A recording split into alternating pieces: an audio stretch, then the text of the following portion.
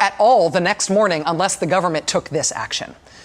And when Republicans in the House unexpectedly voted down that rescue package, this was the front page of the Daily News. The stock market plunged 777 points. It was the biggest point plunge of all time. And whatever you think of that vote on the merits, part of why it was so consequential at the time is that nobody expected it to fail. Republicans thought they had the votes. They said they had the votes. They thought it was going to pass. And then they put it on the floor and oops, what happened? This was the explanation they came up with for why they unexpectedly failed, why they could not count their own votes. This is what they said. I do believe that we could have gotten there today had it not been for this partisan speech that the Speaker gave on the floor of the House. I mean, we've put everything we had into getting the votes to get there today.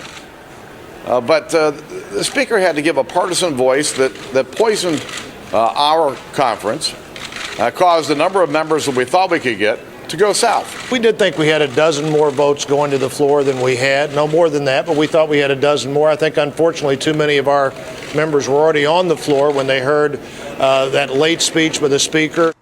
See, they would have voted to save the United States of America from financial catastrophe. They wanted to, but they found themselves unable to cast those votes because somebody else's speech hurt their feelings. They wanted to help the country. They did. They just couldn't anymore because their mellows were seriously harshed. Seriously. And this is why you miss Barney Frank being in Congress. There's a terrible crisis affecting the American economy. We have come together on a bill to alleviate the crisis.